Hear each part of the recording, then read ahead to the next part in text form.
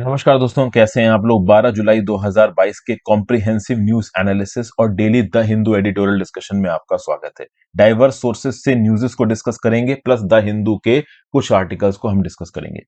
कौन कौन सी न्यूज है? श्रीलंका क्राइसिस के बारे में बात करेंगे। स्टार्टअप्स के लिए फंडिंग विंटर बहुत मुश्किल होने वाला है। विंटर के समय पे ये जो फंडिंग सीजन आता है, जहां पे और इन्वेस्ट करते हैं इन्वेस्टर स्टार्टअप में, यहाँ पे फंडिंग ज्यादा आएगी नहीं। जो 10-11 बिलियन डॉलर आती है वो शायद 6 से 7 बिलियन डॉलर रह जाए। इसको देखेंगे। राजस्थान में खेजरी विलेजेस काटे जा रहे हैं सोलर पावर प्लांट्स को रखने के लिए। इसके लिए जो बिश्नोई कम्युनिटी है वो तगड़े लेवल पे प्रोटेस्ट कर रही है। इसके बारे में बात करेंगे। आर एन रवि साहब ने द्रविडियन को एक रेस ना बोल के एक ज्योग्राफिकल डिवीजन बोला। आर एन रवि साहब अक्सर कर कंट्रोवर्शियल स्टेटमेंट देते हैं, क्या ये स्टेटमेंट भी कंट्रोवर्शियल है? इसको देखेंगे। रेन्यूएबल एनर्जी के अडॉप्शन से ब्राजील, रशिया, इंडिया, चाइना जैसी कंट्रीज को पैसे में बहुत नुकसान होने वाला है, जबकि डेवलप कंट्री जैसे यूएसए, यूरोप को उतना नुकसान नहीं होगा। इसको देखेंगे। एक कंगारू कोर्ट ने आसाम में ऑर्डर दिया कि एक आदमी को जिंदा जला दो, और जिंदा जला दिया गया। ये कंगारू कोर्ट कैसे काम करता है, इसकी बात करेंगे। और पैडी सोइंग में और बाकी क्रॉप्स की सोइंग में कितना डिक्रीज और कितना इंक्रीज है, इसके बारे में बात करेंगे।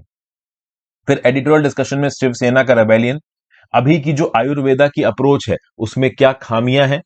फिर भाई आगे, द रोड टू प्रोडक्टिविटी, कैसे हम प्रोडक्टिविटी बढ़ा सकते हैं वर्क प्लेस पे ओवरऑल, यू नो आने जाने की फैसिलिटी को इंप्रूव करके एक वर्कर अपने घर से लेके ऑफिस तक, ऑफिस से लेके घर तक आराम से पहुंच जाए। इस पर्टिकुलर फैसिलिटी को इंप्रूव करके कैसे आप प्रोडक्टिविटी बढ़ा सकते हो, इसके बारे में बात करेंगे। फिर भाई, कर्नाटका के अंदर जो सैनिटेशन वर्कर्स हैं, इनकी क्या डिमांड है, क्यों ये प्रोटेस्ट कर रहे हैं, ओवरऑल कॉन्टेक्चुलाइजेशन खत्म होगा नहीं होगा, इसके बारे में बात करेंगे। श्रीलंकन प्रोटेस्ट के बारे में बात होगी। शिंजो एबे का जो असैसिनेशन हुआ है, इसके रिस्पेक्ट में बात करेंगे। वर्ड ऑफ द डे देख लेते हैं, फरवर। मतलब इंटेंस एंड पैशनेट फीलिंग, जोश होना, किसी चीज के प्रति पैशनेट होना, इसको आप बोलते हो फरवर। आगे बढ़ने से पहले वीडियो पे लाइक का बटन, दोस्तों चैनल को अब तक शेयर और सब्सक्राइब नहीं किया कर लीजिए। इंस्टाग्राम पे फॉलो कर लीजिए, टेलीग्राम ग्रुप ज्वाइन कर लीजिए। इंस्टाग्राम पे आपके साथ जुड़ता हूं, टेलीग्राम ग्रुप पे आपको इस पर्टिकुलर लेक्चर की पीडीएफ और लेक्चर की नोटिफिकेशन दोनों मिल जाएगी। हो सके दोस्तों तो ज्वाइन बटन दबा के और सुपर थैंक्स का ऑप्शन दबा के हेल्प करें। चूंकि सारी की सारी videos free of cost available हैं, तो आप ज्वाइन और सुपर थैंक्स का ऑप्शन दबा के हेल्प कर सकते हैं। चलिए, पहली news, no resolution to Sri Lanka crisis. भैया जो पॉलिटिकल पार्टीज हैं श्रीलंका में, अब वो स्क्रैम्बल कर रही हैं कि जैसे ना तैसे करके एक ऑल पार्टी गवर्नमेंट बना ली जाए। चूंकि जो अपोजिशन है वो काफी हिला हुआ है। जो राजापाक्सा का रूलिंग कॉलिशन था, इसके हाथ में तो ताकत थी, लेकिन लोगों ने इनको उखाड़ फेंका।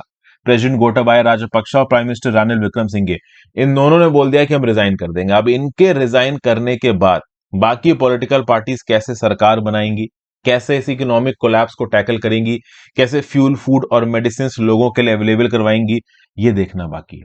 कोलंबो सी फ्रंट से महीनों से यहां पे एजिटेशन हो रहे हैं, एंटी गवर्नमेंट प्रोटेस्ट हो रहे हैं। पिछले 3 महीनों में बहुत ज्यादा इंटेंस हुए हैं। रिसेंटली प्रेसिडेंशियल पैलेस में, सचिवालय में, official residence of the prime minister में लोग घुस गए, आग लगा दी। मिस्टर रानिल विक्रमसिंघे का तो ओवरऑल घर था, इसको तो फूंक डाला यहां पे। तो कुल मिला के लोगों का गुस्सा सर सर चढ़ के चढ़ा हुआ है। और अब मजबूरी में गोटाबाया राजपक्सा, जो कि कुर्सी छोड़ने को तैयार नहीं थे, मजबूरी में इनको यहां पे कुर्सी छोड़नी पड़ी है। तो गोटाबाया राजपक्सा ने स्पीकर को बताया कि 13 जुलाई को ये अपना रेजिग्नेशन दे देंगे। आज है 11 जुलाई, मतलब 2 दिन बाद। अरे जब इतने इंटेंस प्रोटेस्ट हो रहे हैं तो अभी दे दो रेजिग्नेशन, 13 जुलाई तक क्यों इंतजार कर रहे हो? पर चलो ठीक है।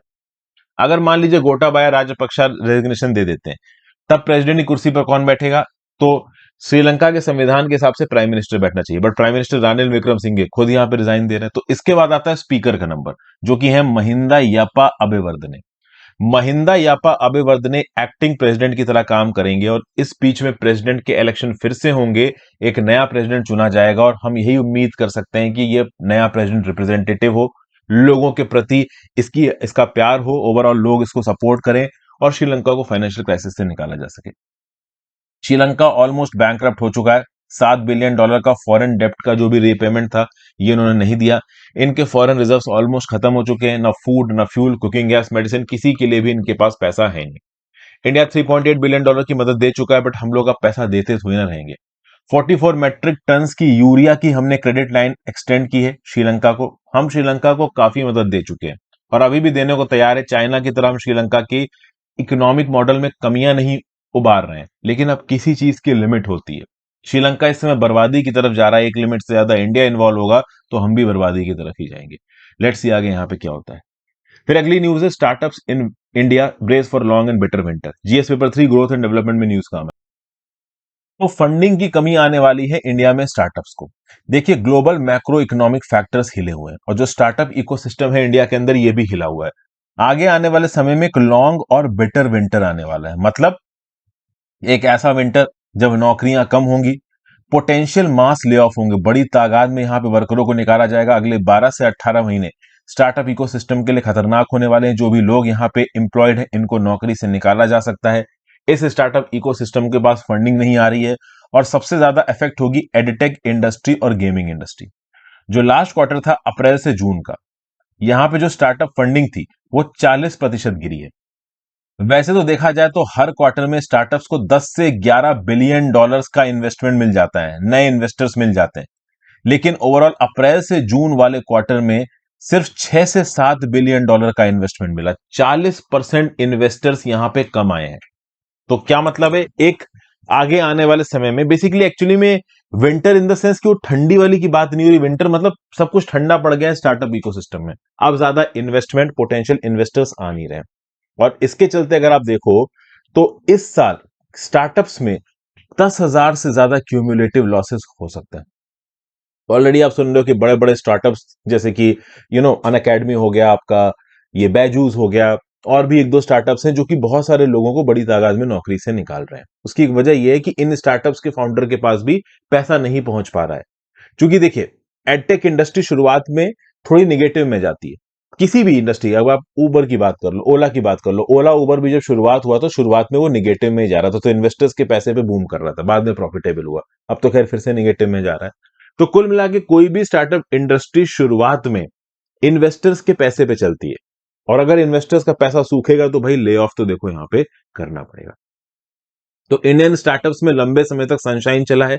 अब एक लॉन्ग बिटर और कोल्ड विंटर आ रहा है। मतलब ठंडी नहीं, मतलब ये कि एक्चुअली में इनकी इन्वेस्टमेंट में ठंडी आ रही है। इन्वेस्टमेंट अब यहां पे कम आने वाली है, पैसा उस लेवल पे आ नहीं पाएगा इन स्टार्टअप्स के पास, और पैसा कम आएगा तो कम हायरिंग होगी, ज्यादा फायरिंग होगी, ओवरऑल जॉब कट्स, पे कट्स भी यहां पे हो सकते हैं। और ये सब क्यों हो रहा है, तो इसके लिए रशिया यूक्रेन कॉन्फ्लिक्ट मतलब रिस्पॉन्सिबल है, सप्लाई चेन डिसरप्शन रिस्पॉन्सिबल है। चाइना इंडिया के अंदर कम इन्वेस्ट कर रहा है, जो कि इन्वेस्टमेंट्स के ऊपर बहुत सारे चेक्स एंड बैलेंसेस लगा दिए भारत सरकार ने। इन्फ्लेशनरी प्रेशर्स रिस्पॉन्सिबल है, rising cost of capital responsible है। और सबसे खास बात यह है कि एडटेक इंडस्ट्री, जो गेमिंग इंडस्ट्री थी, वो पैंडेमिक के समय पे एकदम बूम हो गई थी, क्योंकि इकोनॉमी बंद पड़ी थी, लॉकडाउन लगा हुआ था। लेकिन अब चूंकि लॉकडाउन खुल गया है तो ऑफलाइन कोचिंग सेंटर्स खुले हो रहे हैं, तो इसके चलते जो डिजिटल बूम है वो थोड़ा धीमे पड़ गया। समझ गए भाई। तो आगे आने वाले समय में शुरुआत में जो आसान से ऑनलाइन डिजिटल स्केल्स को फंडिंग मिल जाया करती थी, वो फंडिंग अब इतनी आसानी से नहीं मिलेगी। तो प्रोडक्ट और टेक टीम्स बनाना थोड़ा सा मुश्किल हो जाएगा यहां पे इन स्टार्टअप एंटरप्राइजेस के लिए। एडटेक और गेमिंग फील्ड में यहां पे खासा कर प्रॉब्लम देखने को मिल रही है। ठीक है भाई, फिर आगे क्या बताया जा रहा है। ओवरऑल अगर आप देखो तो स्टार्टअप्स की तीन मेन कॉस्ट कहां पे होती हैं। एक तो भाई पीपल, लोगों को हायर करना, टेक्नोलॉजी और इंफ्रास्ट्रक्चर सेटअप करना, और मार्केटिंग करना, अपने प्रोडक्ट के बारे में सबको बताना। इन तीन चीजों में सबसे ज्यादा पैसा खर्च होता है। इन तीन चीजों में अगर आप कॉस्ट कटिंग करोगे तो मार्केटिंग से भी लोग हायर होंगे, लोग तो हायर होंगे, टेक्नोलॉजी इंफ्रास्ट्रक्चर में भी हम कम पैसा खत्म कर पाएंगे। तो इसीलिए ओवरऑल स्टार्टअप्स के लिए चीजें उतनी पॉजिटिव नजर नहीं आ रही। कितने स्टार्टअप्स इंडिया में खुले तो इसका यहां पे डाटा दे रखा है इन्वेस्ट इंडिया के हिसाब से। जनवरी 2016 में जब स्टार्टअप इंडिया इनिशिएटिव लॉन्च हुआ, उसके बाद से लेके मई 2022 तक इंडिया में 69,000 स्टार्टअप शुरू हो चुके हैं, 56 अलग अलग डाइवर्स सेक्टर में, जिसमें से 13% स्टार्टअप्स आईटी सर्विसेज में, 9% हेल्थ एंड लाइफ साइंसेज में, 7% एजुकेशन में, 5% प्रोफेशनल और कमर्शियल सर्विसेज में, 5% एग्रीकल्चर में, 5% फूड और बेवरेज में। Ministry of commerce and industry के हिसाब से अगर आप देखें तो स्टार्टअप इंडिया इनिशिएटिव के अंदर जो स्टार्टअप चालू किए गए हैं वो 2021 में लगभग 1,74,000 लोगों को नौकरियां दे रहे थे। लेकिन अब ये नौकरियां बड़ी स्पीड से जाएंगी भी, जैसा कि मैंने बताया इन स्टार्टअप्स के पास तनख्वाह बांटने के पैसे नहीं है। नेक्स्ट बात करते हैं, Assam man burned alive after trial by kangaroo court. ये particular news GS paper 3 Indian society judiciary में आपको काम आएगी। तो सेंट्रल आसाम के नगांव डिस्ट्रिक्ट में एक इंडिविजुअल को जिंदा जला दिया गया। उसके ऊपर इल्जाम क्या था कि उसने एक वुमेन का मर्डर किया है। ये इंसिडेंट निकल के आया बोर लालुंग विलेज से। सैटरडे को 5 लोगों को यहां पर अरेस्ट किया गया, जिसमें से 3 वुमेन है, इनसे इंटेरोगेशन किया जा रहा है। ये जो पर्टिकुलर बोर लालुंग विलेज है, ये 17 किलोमीटर दूर है डिस्ट्रिक्ट क्वार्टर्स नगांव से। तब हुआ क्या है, हुआ यह है कि सबिता पतोर नाम की एक लेडी थी, ये 3 दिन पहले मिस्टीरियस सर्कमस्टांसेस के अंदर मर गई। तो सब लोग ये सोचने लगा कि भाई सबिता मौर्य की मृत्यु क्यों हुई है। फिर बाद में एक ट्रायल हुआ और इस ट्रायल में पता चला कि रंजीत बोरदोइलोई नाम के एक इंडिविजुअल ने यहाँ पे सबिता पौर को मारा है। अब जैसे यह बात पता चली, जो लोकल विलेजर्स थे ये गुस्सा हो गए। यहाँ पे हो सकता है कि इस ट्रायल कोर्ट ने इस पर्टिकुलर इंडिविजुअल को मौत की सजा सुनाई हो, इस पर्टिकुलर इंडिविजुअल को पेड़ से बांधा गया और इसको जिंदा जला दिया गया। ओके, तो ये आप कह सकते हो लोकल इंसाफ करने का हो सकता है एक तरीका, लेकिन नो डाउट ये तरीका इनह्यूमेन है। इस तरीके में इन्वॉल्व कौन है? कंगारू कोर्ट इन्वॉल्व है। What is kangaroo court? Kangaroo court is basically N unofficial court. कुछ ग्रुप ऑफ पीपल इस कंगारू कोर्ट को होल्ड करते हैं और इस कंगारू कोर्ट में बिना एविडेंस, बिना प्रॉपर तरीके से क्राइम को प्रूव किए ओवरऑल यहां पे सजा सुना दी जाती है। इस प्रकार की एक न्यूज और आसाम से निकल के आई थी। धोलाजान टी एस्टेट जो कि डिब्रूगढ़ डिस्ट्रिक्ट आसाम में है, वहां पे 5 साल की उम्र के एक लड़के को मारने के लिए एक आदमी को जिंदा जला दिया गया था टी प्लांटेशन वर्कर्स के द्वारा। तो इन सब इंसिडेंसेस का एडमिनिस्ट्रेशन नोट ले रहा है। जो असम के चीफ मिनिस्टर हेमंत बिस्व शर्मा, उन्होंने डिस्ट्रिक्ट अथॉरिटीज को स्ट्रिक्ट कार्रवाई करने को बोला है, गिल्टी को पनिश करने को बोला है। तो ऐसा ही एक इंसिडेंट धोलाजन टी एस्टेट में हुआ है और यहां पे कौन सी डिस्ट्रिक्ट में हुआ है? इसका नाम है आसाम के नगांव डिस्ट्रिक्ट, बोरलालुंग विलेज में। तो इसको आप बोलते हो kangaroo justice, kangaroo court. Kangaroo court में लॉ और जस्टिस के जो स्ट्रिक्ट और स्टैंडर्ड पैरामीटर्स हैं, इनको नहीं फॉलो किया जाता। एड हॉक बेसिस पे डिसीजन सुनाया जाता प्री डिटरमिन्ड कंक्लूजन के हिसाब से। मतलब कंगारू कोर्ट जब सेटअप होता है, पहले से पता होता है कि इस इंडिविजुअल को हमें सजा सुनानी है, बस नाम के लिए कंगारू कोर्ट वहां पे बना दिया। अच्छा, एक लीगल कोर्ट भी कंगारू कोर्ट बन सकता है। एक लेजिटिमेट जुडिशियल अथॉरिटी को भी कंगारू कोर्ट कहा जा सकता है, अगर उसके लिए जो पैरामीटर सेट किए गए उसके अंदर वो नाकाम करे तो। समझ गए? तो it is a self appointed or mock court set up without much premeditation for the purpose of delivering judgement arrived at in advance. मतलब जजमेंट तुमने पहले ही सोच लिया है, प्रॉपर नियम कानून के हिसाब से कोई कोर्ट सेटअप नहीं हो रहा। इस कोर्ट में जो जज बैठे हैं वो ओवरऑल उतने लायक नहीं है, उतने पढ़े लिखे नहीं है, उनको सेट लीडर स्टैंडर्ड्स पता नहीं है, बस लोकल आधार पर यहाँ पे मौत की सजा सुना दी। आप कह लो इलॉजिकल तरीके से यहाँ पे जो प्रोसिक्यूशन है वो हुआ, तो इसको आप बोलते हो कंगारू कोर्ट। हालांकि मैं बता दूं कि कंगारू कोर्ट एक लीगल जो नॉर्मल कोर्ट्स होती हैं, सेशंस कोर्ट को भी कभी कभी सुप्रीम कोर्ट कंगारू कोर्ट बोलता है। क्यों? क्योंकि सेशंस कोर्ट ने प्रॉपर स्टैंडर्ड ऑपरेटिंग प्रोसीजर को फॉलो नहीं किया, एरैटिक तरीके से सजा सुनाई। एक और बात बता दूं, ये कंगारू कोर्ट नाम कैसे आया? ये नाम आया कैलिफोर्निया गोल्ड रश ऑफ 1849 के दौरान। वैसे बड़ा ही जबरदस्त वाली बात है दोस्तों, गोल्ड रश में अभी अपनी वर्ल्ड हिस्ट्री में पढ़ा रहा हूं। जो मेरी 11वीं कक्षा की हिस्ट्री किताब चल रही है ना, चैप्टर नंबर 10 में मैं आपको गोल्ड रश के बारे में पढ़ा रहा हूं। तो मेरी एनसीईआरटी की वीडियोस नहीं देख रहे तो जरूर देखिए, वहां पे आपको काफी कुछ जानने को मिलेगा।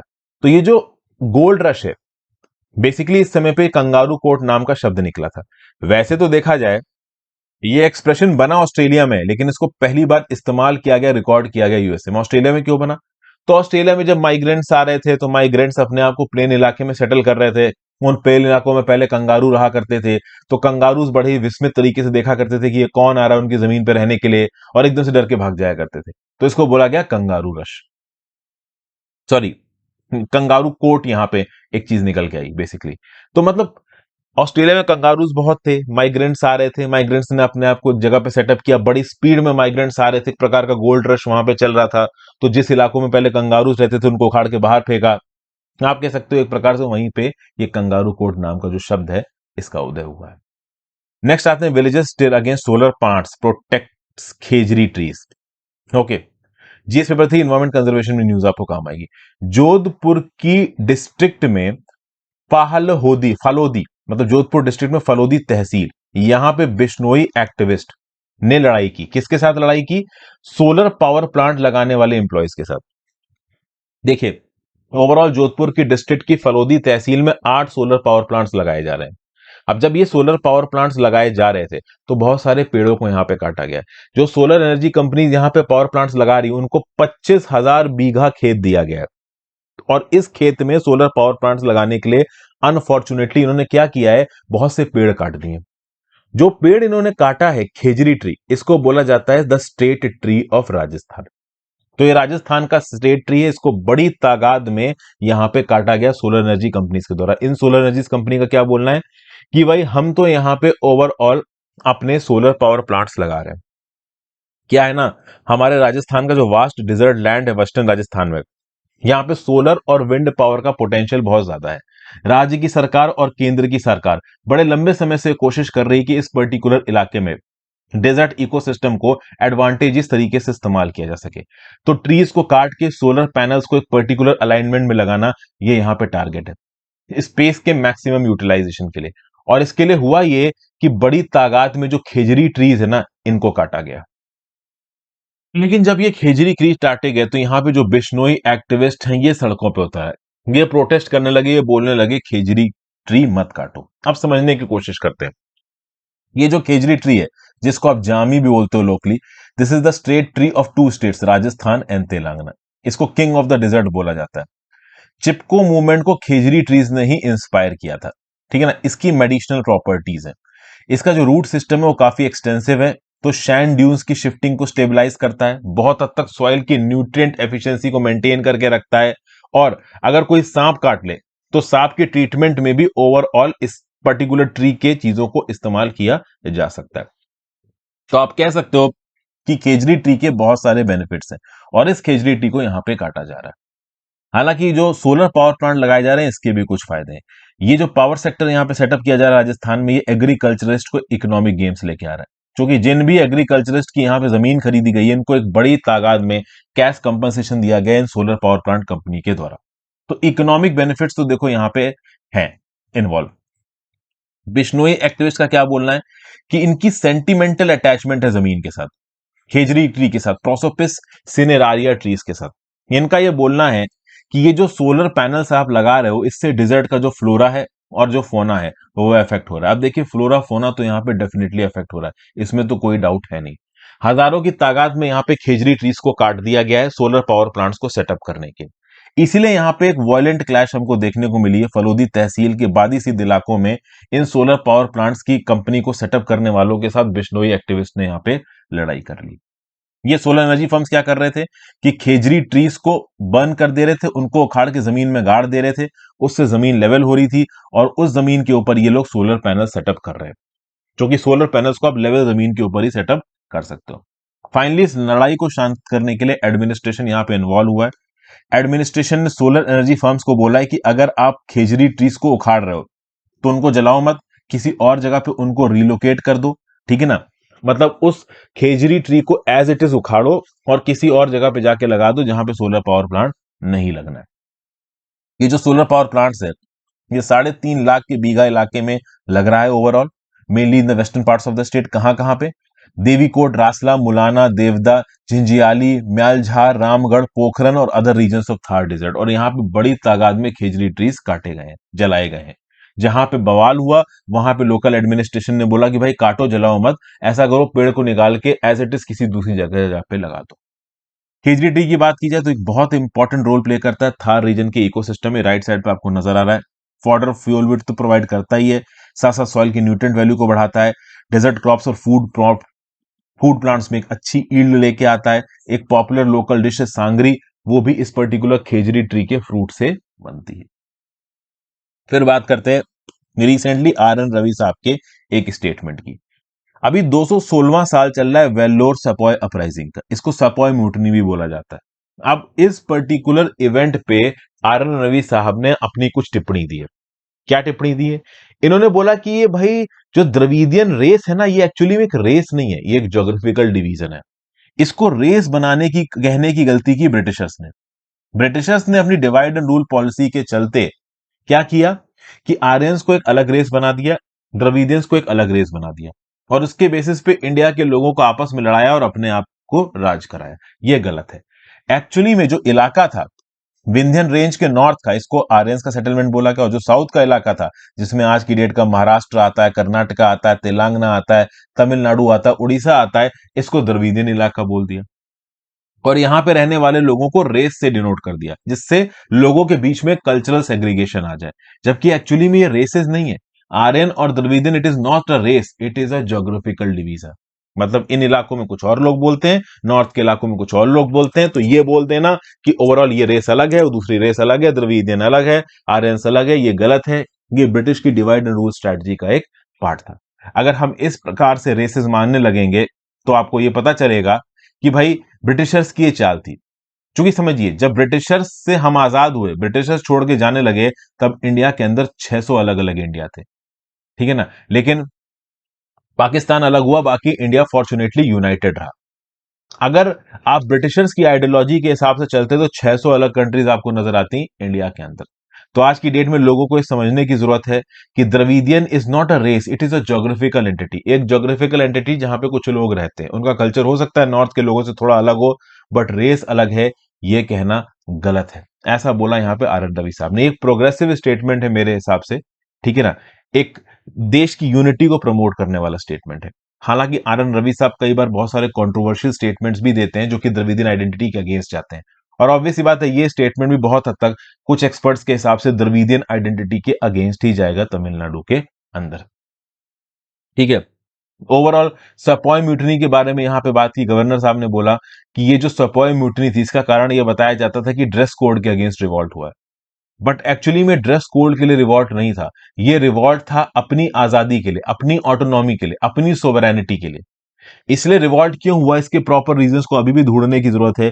बस ये मान लेना कि हाँ भाई ड्रेस कोड के चलते सिपाही म्यूटनी हो गई, ये गलत है। क्योंकि म्यूटनी के लिए चिंगारी जरूर काम कर सकती है, ड्रेस कोड वाला जो नियम कानून निकाला था कि हाँ भाई चिंगारी ओवरऑल ये थी एक, बट एक्चुअली में इंटरनली रीजंस बहुत सारे होते हैं किसी भी एक पर्टिकुलर म्यूटनी के लिए, ठीक है ना। रेवोल्यूशन के लिए बहुत सारे फैक्टर्स रिस्पॉन्सिबल होते हैं। हाँ, चिंगारी जरूर हो सकती है कि ड्रेस कोड गलत निकाला हो तो वेलोर म्यूटनी हो गई। फिर बात करते हैं पैडी सोइंग में 24% से कटौती देखने को मिली पिछले साल के कंपैरिजन में। यहां पे अलग अलग क्रॉप्स के रिस्पेक्ट में बात हो रही है। देखिए, इस हफ्ते जो पैडी में जहां जहां पे चावल की खेती की जा रही है, उसका जो इलाका है वो पिछले हफ्ते के कंपैरिजन में बढ़ा है, लेकिन पिछले साल के कंपैरिजन में अभी भी 23.95% कम है। ऐसा कौन बता रहा है? Crop division of the union agriculture ministry बता रही है 8 जुलाई तक। मतलब बेसिकली 1 जुलाई से लेकर 8 जुलाई तक का जो टाइम पीरियड है, उसमें जो पैडी की खेती है वो पिछले हफ्ते के कंपैरिजन में ज्यादा है, बट पिछले साल के कंपैरिजन में कम है। कितनी कम है? 23.95%, ठीक है। फिर आगे क्या बताया जा रहा है कि 2021 के फिगर के हिसाब से अब तक 2022 में 22.75 लाख हेक्टेयर्स में कम खेती की गई है। जो पल्सेस हैं, जैसे कि ब्लैक ग्राम पल्सेस हो गई, येलो स्प्लिट पिजन पी हो गई, इसकी खेती यहां पे कम हुई है। लेकिन ग्रीन ग्राम मूंग दाल की जो खेती है वो 37.47% बढ़ी है। दूसरे पल्सेस की खेती 135.12% बढ़ी है। तो ओवरऑल कुछ चीजों की खेती कम हुई है, तो कुछ चीजों की खेती यहां पे ज्यादा भी हुई है। 1 जुलाई तक जो डिक्रीज इन एरिया था पिछले साल के कंपैरिजन हो था 27%, और 8 जुलाई तक ये कितना हो गया?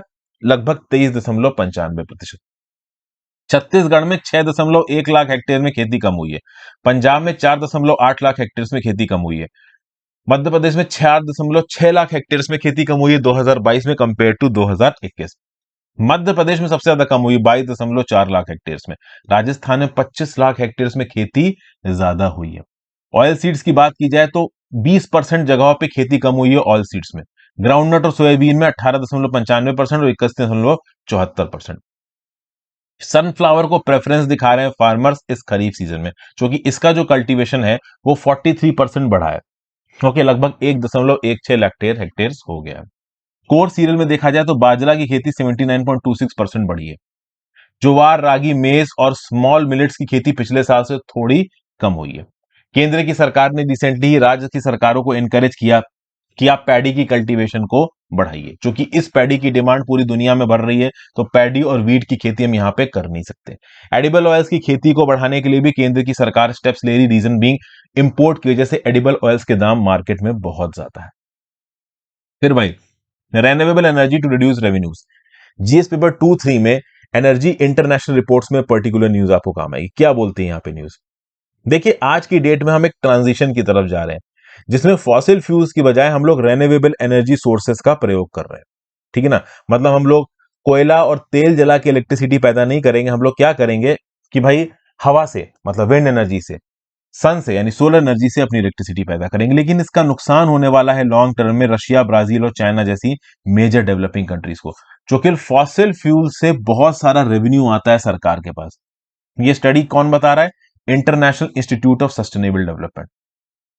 तो इंटरनेशनल इंस्टीट्यूट और सस्टेनेबल डेवलपमेंट के हिसाब से ऐसा बताया जा रहा है कि इस फॉसिल फ्यूल इंडस्ट्री की वजह से इन डेवलपिंग कंट्रीज के पास बहुत सारा पैसा आ रहा है as a proportion of their total revenue. इनके पास जो पैसा फॉसिल फ्यूल की वजह से आ रहा है, डेवलप्ड कंट्री में ऐसा हिसाब नहीं है। 2050 तक फॉसिल फ्यूल रेवेन्यूज का नुकसान ब्राजील, रशिया, इंडोनेशिया और इंडिया और चाइना जैसी कंट्रीज को हो सकता है $570 बिलियन का। मतलब बिजनेस एज यूजुअल चलता रहे अगर आप फॉसिल फ्यूल के यूजेज को कम ना करो, और आप कम करो जिस स्पीड में अभी हम कर रहे हैं, तो आगे आने वाले समय में 2050 तक इन कंट्रीज को, ब्राजील, रशिया, इंडिया, चाइना को और इंडोनेशिया को $570 बिलियन का नुकसान है। अब ये नुकसान कैसे, खासकर इंडिया को कैसे, जब इंडिया तेल खरीद रहा है। देखिए, भले ही तेल इंडिया इंपोर्ट कर रहा है, बट सारा तेल सरकार तो ना इस्तेमाल कर रही है। एक्चुअली उस तेल के लिए खर्चा कौन कर रहा है? लोग कर रहे हैं, मेरे आपके जैसे लोग कर रहे हैं। हम ही लोग तो जाके पेट्रोल पंप पे डीजल खरीदते हैं, तेल खरीदते हैं। उससे किसको हो जाता है? आपका टैक्स सरकार को जाता है। तो भाई भारत सरकार को 2050 तक $178 बिलियन का नुकसान हो सकता है फॉसिल फ्यूल से रेन्यूएबल एनर्जी तक जाने के लिए। चाइना को $140 बिलियन का, रशिया को $134 बिलियन का। क्योंकि ओवरऑल जब ये फॉसिल फ्यूल का कंजम्पशन इंडिया के अंदर बढ़ता है तो सरकार को पैसा मिलता है। हम लोग जब पेट्रोल पंप पे जाके डीजल पेट्रोल भरवाते हैं तो उसका टैक्स मिलता है सरकार को। एविएशन टर्बाइन फ्यूल जब डोमेस्टिक कैरियर्स खरीदते हैं हवाई जहाज उड़ाने के लिए, तो सरकार का उसको पैसा मिलता है। तो ये जो टैक्सेबल इनकम है सरकार की, ये कम हो जाएगी अगर हम लोग रेन्यूएबल एनर्जी की तरफ जाता जाते हैं। तो रशिया की सरकार का जो जनरल रेवेन्यू आता है, पैसा आता है, 34% पैसा फॉसिल फ्यूल्स की वजह से आता है। ठीक है ना। इंडिया के अंदर 18% पैसा जो भी जनरल रेवेन्यू आ रहा है सरकार के पास, फॉसिल फ्यूल्स की वजह से आ रहा है। इंडोनेशिया में 16%, ब्राजील में 8%, साउथ अफ्रीका में 6%, चाइना में 5%। तो आप कह सकते हो कि ये जो डेवलपिंग इकोनॉमीज है, फॉसिल फ्यूल से रेन्यूएबल एनर्जी की तरफ जाने की वजह से इनको बहुत ज्यादा नुकसान देखने को मिल सकता है। वहीं पे अगर आप डेवलप्ड कंट्रीज की बात करोगे, तो डेवलप्ड कंट्रीज की जीडीपी का ये जो फॉसिल फ्यूल रेवेन्यू है, ये बहुत छोटा पार्ट बनाता है। जैसे फॉर एग्जांपल यूएस की सरकार की बात करो, तो यूएस की सरकार के पास 2019 में जो टैक्स से पैसा आया वो था $3.46 ट्रिलियन, लगभग $3,460 बिलियन, जिसमें से 4.5%, $138 बिलियन फॉसिल फ्यूल के रेवेन्यू से आया था। तो मतलब अमेरिका की सरकार का 4.5% जनरल रेवेन्यू आ रहा फॉसिल फ्यूल से और इंडिया का 18%। तो फॉसिल फ्यूल किसके लिए ज्यादा इंपॉर्टेंट है? भारत सरकार के लिए। लेकिन चूंकि ग्लोबल क्लाइमेट क्राइसिस आ रही है तो हम लोग रेन्यूएबल एनर्जी की तरफ जा रहे हैं, और अगर हम रेन्यूएबल एनर्जी की तरफ जा रहे हैं तो इसके जाने का ज्यादा नुकसान होगा डेवलपिंग कंट्रीज को, जैसे Russia, India, China, Brazil, Indonesia, south Africa. समझ गए? इंडिया की अगर बात करिए तो इंडिया 70% अपनी एनर्जी रिक्वायरमेंट्स फॉसिल फ्यूल से पूरी करता है। हमने कमिट किया कि हम 2070 तक नेट जीरो हो जाएंगे, लेकिन council for energy environment water के हिसाब से इंडिया को नेट जीरो होने के लिए $3.5 ट्रिलियन की जरूरत है। $1.4 ट्रिलियन तो कंसेशनल फाइनेंस में आना चाहिए डेवलप्ड इकोनॉमी से। जब तक ये पैसा नहीं आएगा हम 2070 तक नेट जीरो हो नहीं पाएंगे। ठीक है भाई, तो ये ओवरऑल यहां पे बताया जा रहा है। कौन बता रहा है? आईआईएसडी की एक रिपोर्ट बता रही है। आईआईएसडी यहां पे क्या है? तो ये है भाई international institute of sustainable development. फिर अगली न्यूज है ब्रिक्स मीडिया ग्रुप, ये शायद आज की आखिरी न्यूज है। Look to boost energy synergy. क्या हुआ भाई? देखिए, ब्रिक्स का चेयर इस बार कौन था? तो भाई आपका चाइना था। प्रोमिनेंट जो मीडिया ग्रुप्स हैं ब्रिक्स के, जैसे कि Brazil, Russia, India, China, south Africa, 2015 में 5 कंट्रीज के मीडिया ग्रुप्स, इंडिया की तरफ से द हिंदू, ब्राजील की तरफ से सीएमए ग्रुप, रशिया की तरफ से स्पुतनिक, चाइना की तरफ से जिनुआ और साउथ अफ्रीका की तरफ से इंडिपेंडेंट मीडिया, इन लोगों ने मिलकर ब्रिक्स फोरम बनाया था मीडिया के लिए। तो ब्रिक्स कंट्रीज के जो प्रोमिनेंट मीडिया फोरम्स थे, इन्होंने आपस में हाथ मिला लिया और एक ब्रिक्स मीडिया फोरम बना लिया। और इन कंट्रीज की मीडिया लगातार आपस में बातचीत करती रहती है, डायलॉग करती रहती है, अपने बीच में एनर्जी सिनर्जीज लाने की कोशिश करती रहती है। कोविड-19 के इंपैक्ट के बाद भी जो मीडिया की इंडिपेंडेंस हो वो कम ना हो, इस बात को इंश्योर करने की कोशिश करती रहती है। अभी 5th ब्रिक्स मीडिया फोरम हुआ, इसका एक एक्शन प्लान रिलीज हुआ। क्या बोला इस एक्शन प्लान ने? Committed to supporting and facilitating BRICS media organizations through a range of initiatives, from joint training of journalists to exploring the application of new technologies such as smart content production, smart broadcasting, satellite news, artificial intelligence anchors वगैरह वगैरह। मतलब कि journalist को training देना, नई technologies को बनाना, content को produce करना, स्मार्ट तरीके से ब्रॉडकास्ट करना, सैटेलाइट न्यूज लेके आना, आर्टिफिशियल इंटेलिजेंस टेक्नोलॉजी का इस्तेमाल करना, ये करेगा ये ब्रिक्स मीडिया फोरम। देखा जाए तो इस साल ब्रिक्स का चेयर है चाइना। पिछले महीने एक वर्चुअल मीटिंग होस्ट की है सारे लीडर्स की प्रेसिडेंट जी जिनपिंग ने। इसमें मोदी जी, व्लादिमीर पुतिन और सबने पार्टिसिपेट किया यहां पर।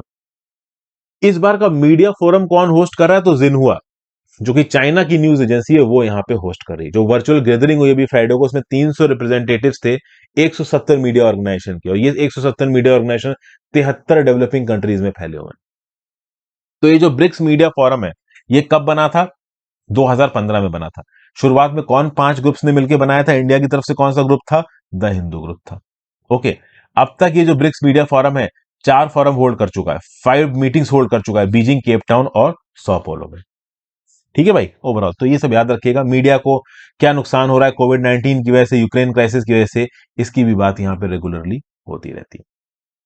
चलिए भैया, 11 जुलाई के एडिटोरियल डिस्कशन पे आ जाते हैं। काफी समय लग गया यहां पे करंट अफेयर्स को डिस्कस करते हुए। पहला, decoding the rebellion in the Shiv Sena.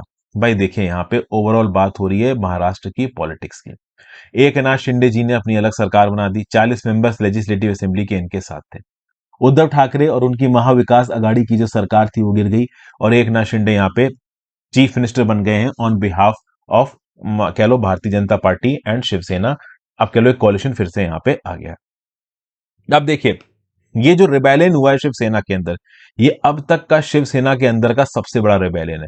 Shiv Sena political party बनी 1966, उसके बाद यहां पे बहुत से रिबेलियंस हुए।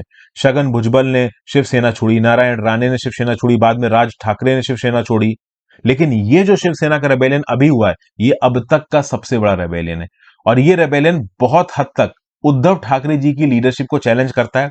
शिवसेना की जो लीडरशिप थी ठाकरे फैमिली के द्वारा, उसको यहां पे चैलेंज करता है। ठीक है ना? एक ऐसे समय पे रेबेलियन हुआ जब शिवसेना ताकत में थी, सरकार बना के बैठी थी, शिवसेना के सुप्रीमो ही यहां पे चीफ मिनिस्टर थे। ये अपने आप में शिवसेना की और उद्धव ठाकरे जी की जो पोजीशन है उसको एक यहां पे चैलेंज देता है। ये जो शिवसेना नाम की पॉलिटिकल ग्रुपिंग थी, ये कौन पे सिद्धांत में निकल के आई थी? Fight for the sons of soil. मतलब सन्स ऑफ सॉयल, मराठी मानुस ने मिलकर ओवरऑल इस पॉलिटिकल ऑर्गेनाइजेशन को बनाया। ये पॉलिटिकल ऑर्गेनाइजेशन ने धीरे धीरे करके पूरे महाराष्ट्र में अपने आप को फैलाया। पूरे महाराष्ट्र में, मुंबई थाने बेल्ट में ओवरऑल ये जो ऑर्गेनाइजेशन है, इसने अपनी पूरी ग्रास रूट्स को फैलाया, अपने लिए सपोर्ट गार्नर किया, स्ट्रेंगन किया। अब यहां पे थोड़े कंट्रोवर्शियल बातें भी बोली जा रही हैं। कौन से बेसिस पे इस पर्टिकुलर रेबेलियन को इंस्टिगेट किया गया? तो भैया ऑथर में बोला जा रहा है कि, ऑथर बोल रहा है कि बीजेपी इसके लिए रिस्पॉन्सिबल है, बीजेपी ने यहां सब कुछ किया। बीजेपी ने यहां पे सब कुछ कैसे किया? तो जो शिवसेना के अंदर सिमरिंग डिस्कंटेंट था, गुस्सा था, उद्धव ठाकरे जी की लीडरशिप एक आयरन हैंड की तरह लीड करती थी। जो इनके लीडर थे वो उतने मिलनसार नहीं थे। ओवरऑल ठाकरे फैमिली की यहां पे चलती थी, उद्धव ठाकरे की, इनके बेटे आदित्य ठाकरे की। तो इस बात को लेकर शिवसेना के जो एमएलए थे नाराज थे। फिर कुछ शिवसेना के एमएलए के अंदर इन्फोर्समेंट डायरेक्टोरेट का केस चल रहा है। जैसे फॉर एग्जाम्पल 2 एमएलए का नाम लिया वहां पे, प्रताप सरनाईक, यामिनी जाधव। मैं आपको पहले बता दूं, ये जो व्यू पॉइंट्स हैं, ये द हिंदू के एडिटोरियल में लिखे हुए हैं, ये मेरे पर्सनल व्यू पॉइंट्स नहीं है। तो प्रताप सरनायक और यामिनी यादव के एग्जाम्पल से क्या बताया जा रहा है? मिस्टर सरनायक के ऊपर इन्फोर्समेंट डायरेक्टोरेट की एक इन्वेस्टिगेशन चल रही है 175 करोड़ की मनी लॉन्ड्रिंग केस की। ठीक है। फिर जो यशवंत यादव है, जो कि मिस यामिनी यादव के हस्बैंड है, ओवरऑल ये ब्रिहान मुंबई म्युनिसिपल कॉर्पोरेशन के कमिटी चेयरपर्सन रह चुके हैं 4 बार। इनको भी रिसेंटली फेमा के वायलेशन केस में इन्फोर्समेंट डायरेक्टोरेट ने समन किया था। तो ये जो 2 मेजर एमएलए हैं, ये बेसिकली ऐसा बताया जा रहा है कि हो सकता है पीछे से ईडी ने धमकाया हो, इसलिए वो मिल गए हो किसके साथ? एकनाथ शिंदे के ग्रुप के साथ, उद्धव ठाकरे के साथ ना रहे हो। ओवरऑल ये कुछ एक एग्जाम्पल दिए गए। फिर ऐसा बताया जा रहा है कि शिवसेना के अंदर ऐसे बहुत से एमएलए होंगे जो इस बात से खुश नहीं होंगे कि कांग्रेस पार्टी और नेशनलिस्ट कांग्रेस पार्टी के साथ यहां पे गठबंधन बना लिया उद्धव ठाकरे ने, जबकि बनाना किसके साथ चाहिए था? बीजेपी के साथ कहना चाहिए था। जो शिवसेना का ओवरऑल आइडियोलॉजिकल सेटअप था, वो हिंदुत्व का आइडियोलॉजिकल सेटअप था। वो हिंदुत्व का आइडियोलॉजिकल सेटअप टूटता हुआ नजर आ रहा है। मिस्टर उद्धव ठाकरे और उनके बेटे आदित्य ठाकरे सेंट्रलाइजेशन कर रहे हैं पार्टी में, कोई डिसीजन मेकिंग इंक्लूसिव तरीके से नहीं हो रही। इन सब चीजों की वजह से ओवरऑल यहां पे सरकार को गिरा दिया गया इन रेबल एमएलएस के द्वारा। बेसिकली यहां पे उद्धव ठाकरे जी की लीडरशिप पे क्वेश्चन उठाए जा रहे हैं। बाल ठाकरे को एक स्ट्रॉन्ग लीडर बोला जाता था, इंस्टेंट जस्टिस करते थे, जितने भी उनके पॉलिटिकल पार्टी के मेंबर्स थे उनके प्रति वो एक्सेसिबल थे। ये सब चीजें कहीं ना कहीं आदित्य ठाकरे और आप कह लो उद्धव ठाकरे जी के लिए यहां पे नहीं बोली जा रही है। तो ओवरऑल इस बेसिस पे बताया जा रहा है कि जैसे 2014 में नरेंद्र मोदी हिंदुत्व के एजेंडा से बन गए प्राइम मिनिस्टर, तो पहले बाल ठाकरे इस हिंदुत्व और हिंदू सम्राट की इमेज को रखते थे। इस प्रकार की इमेज को मिस्टर उद्धव ठाकरे रिटेन नहीं कर पाए। इस बात को भी लेके बहुत सारे एमएलए इनसे नाराज थे। तो इन सब चीजों के बेसिस पे ओवरऑल एक रिबेलियन करके उद्धव ठाकरे को उनकी सीट से हटा दिया गया। वैसे यहाँ पे उद्धव ठाकरे जी की तारीफ भी की जाती है। जो उद्धव ठाकरे जी की पर्सनालिटी है और जो लीडरशिप है, इसके ऊपर बहुत बातचीत चल रही 1990s से, और कुछ वजहों से ये एक पॉपुलर चीफ मिनिस्टर भी थे। जैसे कोविड 19 के समय पे उद्धव ठाकरे साहब ने बहुत मैच्योरिटी से इस पैंडेमिक को हैंडल किया। 2 साल तक बहुत मैच्योर डिसीजंस लिए गए यहाँ पे, बहुत प्रॉम्प्ट डिसीजंस लिए गए यहाँ पे। फिर इनके जो बेटे आदित्य ठाकरे हैं, इनकी भी तारीफ की जा रही है एजुकेशन की फील्ड में, गवर्नेंस, इन्वायरमेंट, हेल्थ के फील्ड में। ओवरऑल जो भी काम किया है यहाँ पे उद्धव ठाकरे के बेटे आदित्य ठाकरे ने, इनको यहाँ पे सराहना दी जा रही है। तो कुल मिला के अगर आप देखो तो एक सिमरिंग टेंशन का फायदा उठा के उद्धव ठाकरे को यहां पे सीट पर से हटा दिया गया। ये सही है, ये गलत है, ये ओवरऑल जुडिशरी डिसाइड करेगी और वो वोटर डिसाइड करेगा जो अगले महाराष्ट्र इलेक्शन में सरकार चुनेगा। फिर बात करते हैं what is the current approach to Ayurveda. देखिए भाई, आयुर्वेदा आज का नहीं है, 3000 साल पुराना है। पिछले 3000 साल से ट्रेडिशनल मेडिसिन में आयुर्वेदा काम कर रहा है।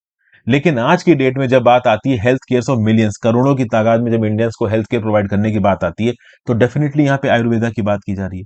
तो ये जो ट्रेडिशनल नॉलेज सिस्टम है हमारे आयुर्वेदा का, इसके सामने क्या क्या चैलेंजेस है, क्या ये अपने आप को प्रॉपर तरीके से रिफॉर्म कर रहा है, क्या ये अपने आप को मॉडर्न मेडिसिन सिस्टम के साथ जेल कर पा रहा है, इन सब चीजों के बारे में यहाँ पे देखिए बात करेंगे। आज की डेट में ऑथर ये बोल रहा है कि जो आयुर्वेदा के एंशियंट ट्रीटाइसेस हैं, आयुर्वेदा की जो एंशियंट राइटिंग्स हैं, उनको हम आंख बंद करके सही नहीं मान सकते। उनको रिफॉर्म करने की जरूरत है। जो उसमें यूजलेस एलिमेंट है उनको हटाने की जरूरत है, शिफ्ट करने की जरूरत है। आयुर्वेदा को कुछ ऐसा बनाने की जरूरत है कि ग्राउंड लेवल पे प्रैक्टिकली वो यूज किया जा सके और उसका साइंटिफिक रेलेवेंस हो। सिर्फ हिस्ट्री में ट्रीटाइस को लिखा गया था इसलिए उसको आंख बंद करके सही मान लेना, ये सही नहीं है। क्योंकि जब हेल्थ प्रमोशन और इलनेस मैनेजमेंट की बात होती है तो हम साइंटिफिक कंजेक्चर्स पे काम करेंगे, इम्प्लॉजिबल और सोशियो रिलीजियस सुपरस्टिशंस पे काम नहीं करेंगे। अब इसका क्या मतलब है? देखिए, ये बात बिल्कुल सही है आयुर्वेदा में कि फिटनेस के साथ, अच्छे डाइजेशन के साथ, आइडियल बॉडी वेट के साथ, हैंडसम बॉडीली फीचर्स के साथ, रेगुलर एक्सरसाइज के साथ हम अपने आप को हेल्दी रख सकते हैं। तो ये हेल्थ एक्सरसाइज पे जो फोकस है और जो भी एक्सरसाइजेस बताई जाती हैं आयुर्वेदा के अंदर, वो डेफिनेटली लोगों के काम की है। लेकिन कुछ चीजें हैं आयुर्वेदा के एंशिएंट टेक्स्ट में जिनमें प्रॉब्लम्स हैं। कुछ ऐसी फिजियोलॉजिकल और पैथोलॉजिकल बातें हैं जिनको हटाने की जरूरत है आयुर्वेदा के टेक्स्ट से। जैसे फॉर एग्जांपल यूरिन इंफॉर्मेशन के रिस्पेक्ट में आयुर्वेदा में क्या बताया जाता है कि हमारी इंटेस्टाइन्स में, अंतड़ियों में कुछ टाइनी डक्ट्स होते हैं। उन टाइनी डक्ट से जो यूरिन है वो जाके ब्लैडर में इकट्ठा होती है और हमारे शरीर से बाहर निकल जाती है। और यूरिन में किडनी का क्या रोल है ये पॉइंट नहीं किया गया आयुर्वेदा में। तो अब पास्ट में आयुर्वेदा में क्या बताया गया कि इंटेस्टाइन से जो हमारी यूरिन है वो ब्लैडर में पहुंच रही है और शरीर से बाहर निकल रही है। जबकि आज की डेट में साइंटिफिक नॉलेज के बाद हम सबको पता है कि यूरिन प्रोडक्शन में किडनी का कितना बड़ा रोल है।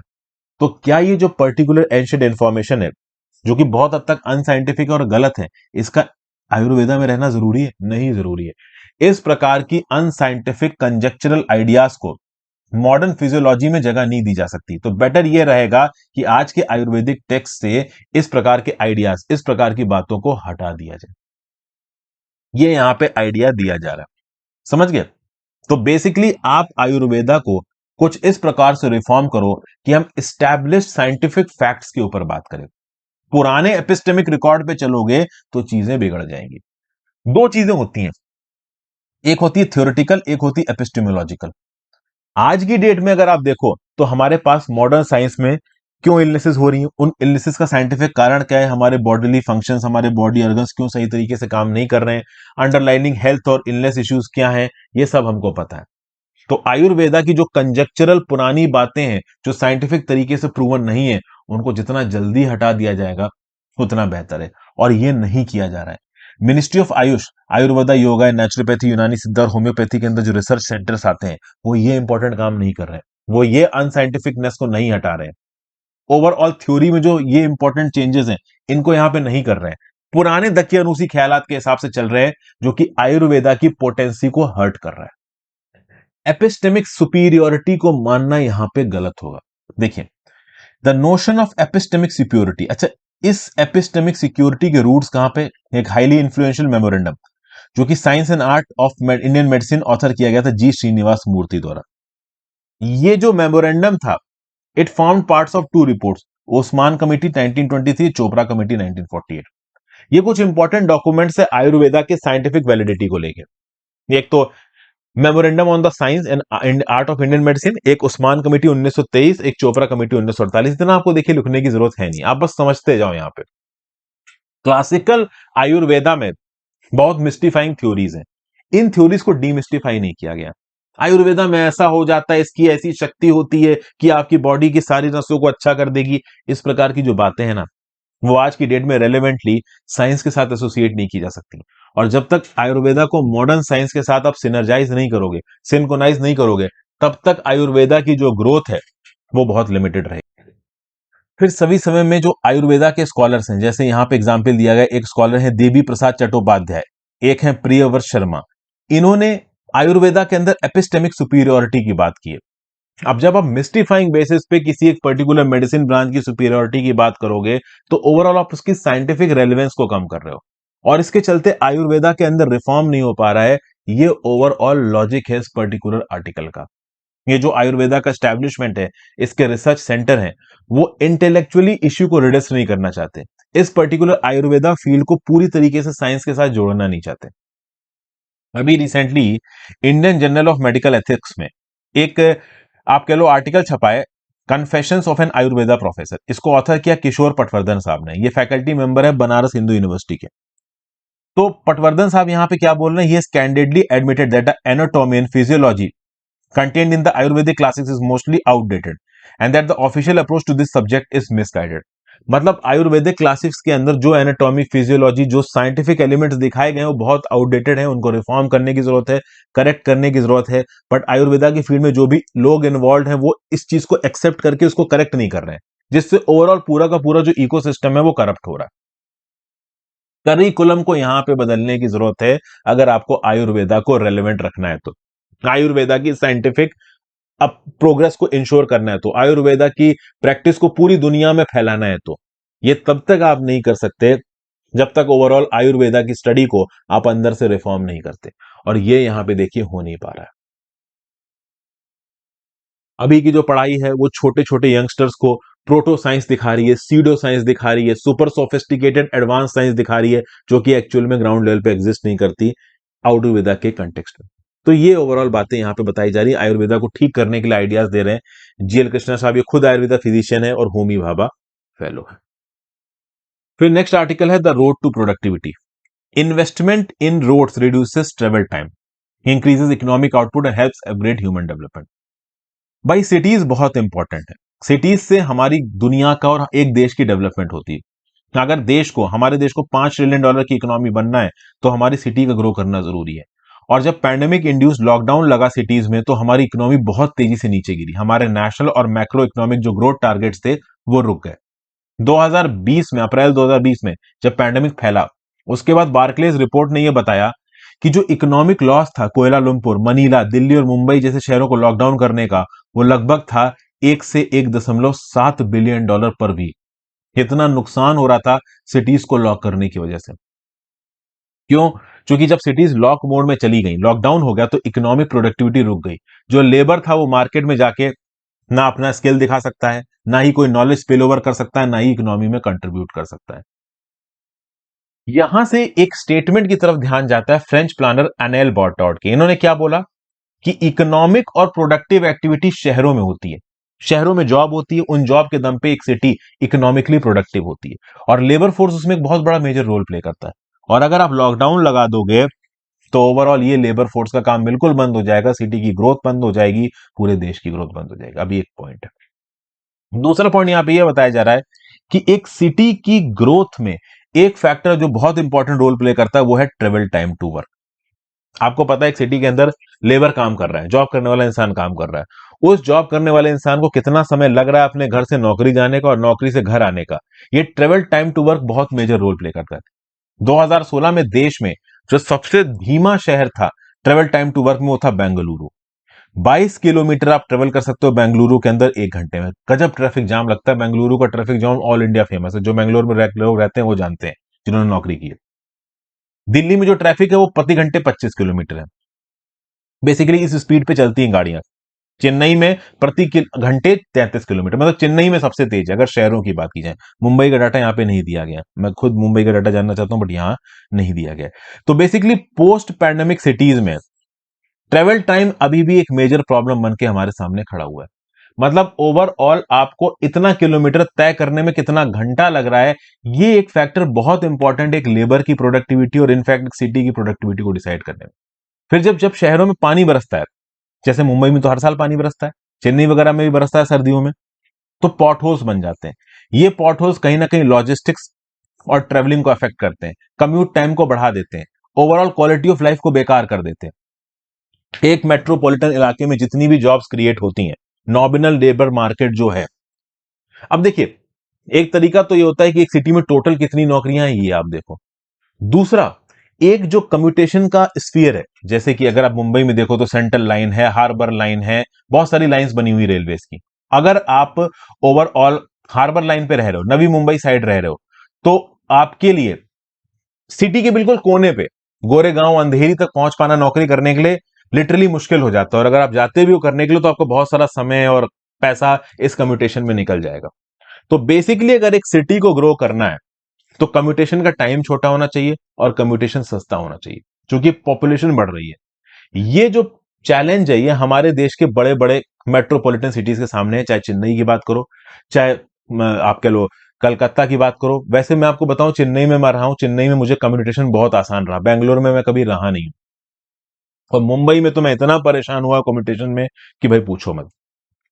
एक स्टडी यहां पे ये बताती है, एग्जाम्पल बताया जाता है कि for a 45-minute commute on public transit, only 66,427 jobs were available in Phoenix metropolitan area. US के फिनिक्स मेट्रोपॉलिटन एरिया में 45 मिनट के कम्यूट में 66,000 नौकरियां अवेलेबल थी। वहीं पे फिलाडेल्फिया मेट्रोपॉलिटन इलाके में 2,02,000 नौकरियां अवेलेबल थी। और दोनों सिटीज में लगभग 16 लाख की आबादी। तो इससे क्या पता चलता है? इससे पता चलता है कि जो फिलाडेल्फिया का लेबर मार्केट है वो फिनिक्स से ज्यादा बड़ा है। और ये चीज इकोनॉमिक इंडिकेटर में नजर आती है। फिलाडेल्फिया में हायर पर कैपिटा इनकम है $22,874, जबकि फिनिक्स में 2010 में थी $21,960। तो basically commute time, travelling time to work, ये बहुत हद तक इस बात को डिसाइड करता है कि एक सिटी कितनी डेवलप्ड है, कितना ग्रो करेगी, कितना नहीं ग्रो करेगी। फिर अर्बन लोकल बॉडीज के रोल को यहां पे पॉइंट आउट किया जा रहा है। अर्बन लोकल बॉडीज एक शहर के इकोनॉमिक आउटपुट को डिसाइड करती हैं अपने इंफ्रास्ट्रक्चर के थ्रू। कर्नाटका का यहां पे एक रिसेंट रिसर्च लिया गया। कर्नाटका में यह पता चला कि जितनी ज्यादा रोड लेंथ होगी उतना ही अर्बन लोकल बॉडी का जो टैक्स रेवेन्यू होगा वो ज्यादा होगा। क्योंकि जब रोड ज्यादा होंगी तो जॉब ज्यादा क्रिएट होंगी, इकोनॉमिक एक्टिविटी ज्यादा होगी, लोग ज्यादा टैक्सेस पे करेंगे। तो बताया गया है एक अर्बन लोकल बॉडी प्रति 1,000 की आबादी पर अगर 1 किलोमीटर एक्स्ट्रा रोड बना देती है तो उससे ओवरऑल अर्बन लोकल बॉडीज के जो रेवेन्यू है वो प्रति इंडिविजुअल 430 रुपए बढ़ सकते हैं। तो अगर एक अर्बन लोकल बॉडी जहां पे आबादी 78,415 लोगों की है, हर 1,000 लोग के लिए 1 किलोमीटर एक्स्ट्रा सड़क बना दे, मतलब लगभग 78 किलोमीटर सड़क एक्स्ट्रा बना दे, तो 33 मिलियन का रेवेन्यू आएगा अर्बन लोकल बॉडीज के बाद एक्स्ट्रा।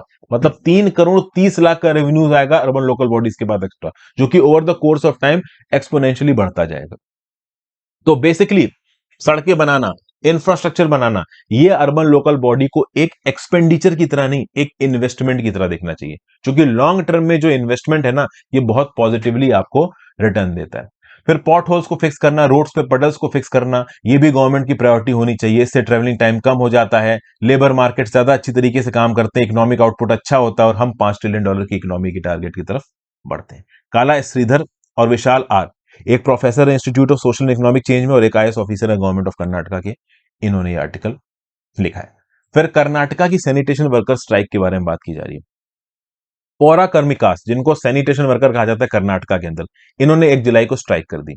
इन्होंने बोला ये कॉन्ट्रेक्चुअलाइजेशन बंद करिए। सैनिटेशन का काम कर्नाटका की सरकार क्या करती है, टेंडर निकालती है, उसका ठेका निकालती है। ठेका पे कुछ मिडिल मैन इस ठेके को लेते हैं और नीचे सैनिटेशन वर्कर्स को काम दे देते हैं। सैनिटेशन वर्कर्स का बोलना है कि हमें कर्नाटका सरकार के अंदर एम्प्लॉय बना दो, हम इन ठेकेदारों के अंदर काम नहीं करना चाहते। इसके लिए यहाँ पे स्ट्राइक होगी। इस स्ट्राइक को 4 दिन बाद विड्रॉ किया गया, क्योंकि चीफ मिनिस्टर बसवराज बोम्मई साहब ने कमेटी बनाई और बोला गया कि कैसे ना कैसे करके ये बीबीएमपी, बृहत बेंगलुरु महानगर पालिका के अंदर जितने भी सैनिटेशन वर्कर्स हैं, इनकी प्रॉब्लम्स को सॉर्ट आउट करो, ये ठेकेदारी को बंद करो, सॉलिड वेस्ट मैनेजमेंट को कॉन्ट्रैक्टर्स के क्लचेस से निकालो। अब क्या सच में इन पौरा कर्मिकास को कॉन्ट्रैक्टर्स के क्लचेस से निकाला जा सकता है? ये मुद्दा पुराना है। 1976 में भी जो सैनिटेशन वर्कर्स थे, उन्होंने यहां पे एक ऐसा ही बवाल किया था, एक ऐसा ही मूवमेंट किया था। सैनिटेशन वर्कर्स के रिस्पेक्ट में अक्सर कर कर्नाटका में जो सिटी कॉर्पोरेशन है, वो करती क्या है कि भाई देखिए, डिमांड ये है कि भाई आप एक काम करो, सैनिटेशन वर्कर्स को गवर्नमेंट एम्प्लॉय बना दो। लेकिन सैनिटेशन वर्कर्स को गवर्नमेंट एम्प्लॉय नहीं बनाया जाता। ये जो कर्नाटका का बीबीएमपी है, ये ठेकेदारी पे ठेका दे देता है। और ये जो ठेका देने वाले ठेकेदार है ना, लेने वाले, ये बहुत पॉलिटिकली कनेक्टेड है। 1200 करोड़ का ठेका दिया जाता है हर साल कर्नाटका के अंदर सॉलिड वेस्ट मैनेजमेंट के लिए। तो 1200 करोड़ रुपए की इंडस्ट्री है। यहां पे जो ठेकेदार ग्राउंड लेवल पे काम कर रहे हैं, ये अपने आप में बहुत इन्फ्लुएंशियल है, इनकी लोकल पॉलिटिशियन से पहचान है, लोकल पॉलिटिकल पार्टी से पहचान है। तो ये जो कॉन्ट्रेक्चुअलाइजेशन है ना, और इन ठेकेदारों, इन मिडिल मैनों को बीच से निकाल पाना जितना आसान लग रहा है ना, उतना आसान है नहीं। सैनिटेशन वर्कर समय समय पे डिमांड करते रहते हैं कि हमें डायरेक्ट गवर्नमेंट एम्प्लॉय बनाओ। और इसके लिए अगर आप देखोगे तो 2016 की स्ट्राइक के बाद कांग्रेस सरकार ने बोला था कि हम कॉन्ट्रेक्चुलाइजेशन बंद कर रहे हैं, सारे सैनिटेशन वर्कर को सिटी कॉर्पोरेशन द्वारा सीधे सीधे हायर किया जाएगा। लेकिन ये सैनिटेशन वर्कर्स के जो कॉन्ट्रैक्टर्स थे, वो इतने स्ट्रांग थे, ये लेके आए Karnataka municipalities Pourakarmikas recruitment special rule 2017, जिसमें यह बोला गया कि सिटी कॉर्पोरेशन सीधा ठेका देंगे, बीच में ठेकेदार इन्वॉल्व नहीं होंगे, लेकिन होगा कॉन्ट्रेक्चुअल एम्प्लॉयमेंट। मतलब अभी भी इन पौरा कर्मिकास को सीधे सीधे सरकारी नौकर नहीं बनाया गया। अब ठेका कौन निकाल रहा था? सीधे सिटी कॉर्पोरेशन निकाल रही थी, और किसी प्राइवेट आप कह लो प्लेयर के पास ये ठेका नहीं जा रहा था, बट ठेकेदार बीच में इन्वॉल्व थे। मतलब गार्बन कलेक्शन, ट्रांसपोर्टेशन में जो पौरा कर्मिकास इन्वॉल्व हैं, ये अभी भी सरकारी नौकर नहीं बन पाए हैं।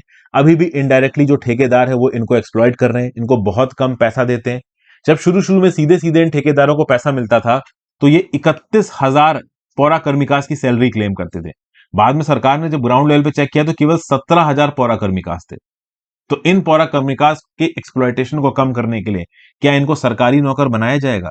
इस बात के ऊपर क्वेश्चन उठ रहा है। सरकार बोल रही है कि हम बात कर रहे हैं, लेकिन एक्चुअली में ऐसा लग नहीं रही कि सरकार ऐसा करेगी, क्योंकि रिसेंटली ही बनाया गया है Bengaluru solid waste management limited. ये सॉलिड वेस्ट मैनेजमेंट के लिए बनाया गया, और इस Bengaluru solid waste management limited नाम की कंपनी का काम क्या है? ये डिसाइड करेगी कि कैसे अगले 5 साल में गार्बेज कलेक्शन और ट्रांसपोर्टेशन के टेंडर निकाले जाएंगे। तो टेंडर निकाले जाएंगे, मतलब अभी भी कॉन्ट्रेक्चुअलाइजेशन जारी है, सरकारी नौकरी नहीं मिलने वाली इन पौरा कर्मिकास को। तो अपने आप में जो पौरा कर्मिकास सैनिटेशन वर्कर्स का इशू है आपका कर्नाटका के अंदर, ये जिंदा है। फिर श्रीलंकन प्रोटेस्ट के बारे में एक आर्टिकल है। इस आर्टिकल में बेसिकली एक अलग पॉइंट ये बोला गया है कि अभी के लिए गोटाबाया राजपक्सा ने बोला है कि वो 13 जुलाई को रिजाइन कर देंगे। बेटर ये रहेगा कि जल्दी रिजाइन कर दें, क्योंकि गोटाबाया राजपक्सा का जो ट्रैक रिकॉर्ड रहा है, ये बोलते हैं कि हम हट जाएंगे, हम लोगों के विल के हिसाब से काम करेंगे, बट करते नहीं है। जब इतना डिसेंशन है, इतनी प्रॉब्लम है, तो रिजाइन कर दो। रानिल विक्रमसिंघे को भी यहाँ पे रिजाइन कर देना चाहिए। इन लीडर्स को रिजाइन करना चाहिए। यहाँ पे कुर्सी पे टिके रहना यहाँ सही नहीं है। बस यही एक अलग पॉइंट है इस पर्टिकुलर आर्टिकल में, बाकी सारे पॉइंट्स मैं आपके साथ डिस्कस कर चुका हूं। फिर शिंजो एबे के असैसिनेशन के रिस्पेक्ट में एक आर्टिकल है। 2006 में पहली बार ताकत में आया, तो दूसरी बार 2012 में ताकत में आया। उसके बाद जो पॉलिसी यहां पे शिंजो एबे ने चुनी थी, वो आप कह लो 3 हेड्स पे आधारित थी, और एग्रेसिव पॉलिसी थी शिंजो एबे की। पहली बात तो उन्होंने मॉनेटरी ईजिंग की, हायर फिजिकल स्पेंडिंग की, लिबरलाइजेशन किया, इसको एबेनॉमिक्स बोला। जापान को रिसेशन से बाहर निकाला, एक एग्रेसिव फॉरेन पॉलिसी अडॉप्ट की जापान के रिस्पेक्ट में। ओवरऑल जापान के वायलेंट इंपीरियल पास्ट के लिए माफी मांगने के बजाय जापान की मिलिट्री को बढ़ाने की बात की, जो कि इनका यह बोलना था कि बिल्कुल बगल में नॉर्थ कोरिया है, बिल्कुल बगल में चाइना है, तो हमारी मिलिट्री भी थोड़ी बहुत स्ट्रांग होनी चाहिए, हम पूरी तरीके से यूएस के ऊपर डिपेंडेंट नहीं हो सकते। फिर 2013 में as a prime minister Yasukuni shrine पे गए, जो कि जापान के वॉर डेट का एक कंट्रोवर्शियल मेमोरियल था। तो कहीं ना कहीं जापानीज नेशनलिज्म को उठाने के लिए, जापान की मिलिट्री प्रोग्रेस को बढ़ाने के लिए, जापान की एग्रेसिव फॉरेन पॉलिसी को प्रमोट करने के लिए शिंजो एबे माने जाते हैं। क्वाड के मैकेनिज्म को स्ट्रांग करने के लिए भी शिंजो एबे माने जाते हैं। जापान को इकोनॉमिक सुपर पावर का स्टेटस दिलाने के ऑलमोस्ट सीमा पे पहुंच गए शिंजो एबे। हालांकि एक स्ट्रांग डिफेंस डॉक्ट्राइन ये नहीं लेके आ पाए, जो कि जापान के अंदर एक ऐसा बहुत बड़ा तबका है जो कि नहीं चाहता कि मिलिट्रीली जापान बहुत ज्यादा ग्रो करे। ऑब्वियस सी बात है उनकी पास्ट हिस्ट्री की वजह से। तो लॉ इन्फोर्समेंट अथॉरिटीज को किसने मारा, क्यों मारा, ये सारी बातें सामने लेके आनी चाहिए शिंजो एबे के असैसिनेशन के रिस्पेक्ट में। तो कुछ बहुत ज्यादा पॉइंट्स नहीं थे, इसलिए बहुत डिटेल में आर्टिकल डिस्कस नहीं किया। Thank you for watching friends. Video को लाइक और शेयर कर दीजिएगा, इंस्टाग्राम पे फॉलो कर लीजिएगा, टेलीग्राम ग्रुप ज्वाइन कर लीजिएगा, ज्यादा से ज्यादा लोग साथ लेक्चर शेयर करें। मैं जल्दी जल्दी खत्म नहीं कर रहा हूं, मैं ओवरऑल सबसे रेलेवेंट पॉइंट्स आपको बता रहा हूं, क्योंकि जो लोग मेरे रेगुलरली वीडियोस देखते हैं बाकी पॉइंट्स में ऑलरेडी कहीं ना कहीं डिस्कस करते रहता हूं, इसलिए चैनल को होलिस्टिकली फॉलो करिए। मैं बहुत क्रिस्प और काम की ही वीडियोस बनाता हूं, फालतू वीडियोस बनाता नहीं हूं। जो लोगों को, कुछ लोगों को लगता है कि फालतू वीडियोस है, उसमें भी बहुत काम का कंटेंट होता है अगर ध्यान से आप वीडियो को सुनेंगे। Thank you for watching. ज्यादा से ज्यादा लोगों से लेक्चर को शेयर करिएगा, इंस्टाग्राम पे फॉलो कर लीजिएगा, टेलीग्राम ग्रुप ज्वाइन करिएगा। Thank you for watching, have a great day friends, good bye.